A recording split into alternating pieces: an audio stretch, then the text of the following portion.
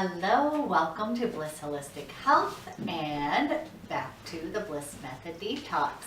I am so excited to have you here and just wanted to congratulate you on completing the 7-day detox. That is amazing. I have been so enjoying hearing all your personal stories and your successes. We've been through our struggles together, and I just wanted to say congratulations. This is huge. But we have a little bit more work to do. So today what I want to talk about is the transition period. That is the next 7 days. This is phase 3, and I think this is the most important part. This is the part where you really get to listen to your body and figure out those foods that are going to fuel you, and find out those foods that might be inflaming your body as well or wreaking havoc on it. So we have given ourselves the last 7 days a clean slate in which to add back in some of the foods that we have eliminated out of our diets during detox. So that being said, if you look at your spring detox food diary and transition guide, I walk you through the process, and I just want to break it down for you a little bit more, because again, as you know by now, no right or wrong during detox with me. So at this point, I have to be honest, a lot of people are over the detox hump and they're feeling so good that they're not ready to do the testing period. They want to continue to detox, and that is completely fine. So if you're at a point in your detox where you are feeling good and you feel like you want to stay with the program for a little bit longer, that is completely safe and completely fine, and I'm thrilled to hear that. If you are ready to test the waters, if you have done the 7-day detox and you're like, you know what, I'm ready to dive in, put my little detective hat on, and I'm ready to find out what my healthy food blueprint is, then you want to go ahead and follow the guidelines that I have put in your transition guide. What those are that we are going to be starting to add in some of those foods that we eliminated every other day. What we're looking for is some reactions to that food. So you may experience, let's say if you add in some dairy and then all of a sudden you're feeling very bloated or real mucusy, that is a little bit of a reaction to that food. So that's where I say I'd call that a moderate reaction.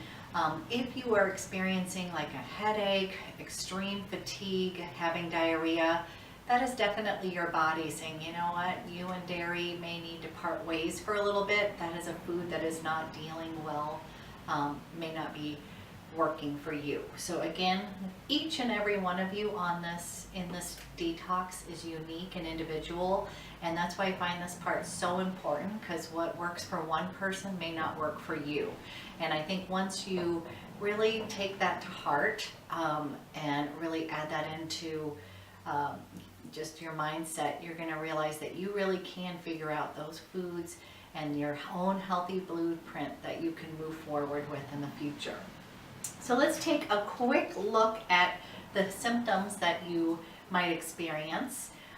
So what we're looking for are things that when you're in out of balance would be headaches, stomach pain, muscle cramps, coughing, fatigue, insomnia, restlessness, shakiness, poor concentration, and just that kind of pallor demeanor where you're not looking too healthy. When you're in balance, your eyes are going to be bright, they're going to have the white in them. You're going to have hunger, you're going to feel that hunger and that fullness. Stamina, you're going to get nice deep breathing going on. Restful sleeps, that abundance of energy, that clarity of mind, feeling good and strong, and having that good attention span. And again, then getting that, I like to call it the detox glow, but you can actually tell when people have been detoxing for a while, their skin is so glowy, everybody looks kind of healthy and happy. Emotional symptoms. This one I really want you to take note, because a lot of times we just shove that to the side. Oh, we just had a bad day. But as you're adding foods back in, this can be a telltale sign. If all of a sudden you're real irritable and snappy, at your poor dog or your kids, and that might be a reaction that you might be eating something that is not really jiving with your system. So keep that in mind. So for those, that would mean you're anxious, maybe bored, scared, mad or sad, as I said, kind of scattered, that foggy brain comes back from detox, agitated, maybe even a little hyper. That would mean that what you ingested may not be working for you. And then those signs of balance is when you feel confident in yourself, comfortable in your skin, you're relaxed, that sense of calm has come over you, easygoing, patient, loving, all of those. That's when you're fueling your body with those correct foods that are going to make you feel really good and thrive. That's what we're aiming for. So I was hoping that you all have been keeping your food diary. This is a really important part, especially now as we're adding foods back in. You really want to keep in touch with those reactions. So the way that we are going to do it, if you are ready to test it, we are going to start by adding in gluten. And these are, I recommend adding in the Food for Life Ezekiel English muffins or bread. You can find this in the frozen food area where the breads are, usually around the gluten-free area.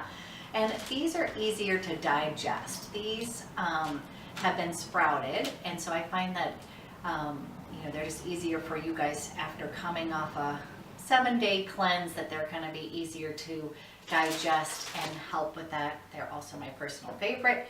And so what I'm suggesting you start with is avocado toast, which is all the rage right now for good reason. It is delicious. And I gave you 3 different ways of ways to eat that. You can have that in the morning, add that at lunch. It doesn't matter at what time you're adding in your food, but we're gonna just add in that one single food that day, and then keeping with a clean program the rest of the time. Then the next day we're gonna take a break.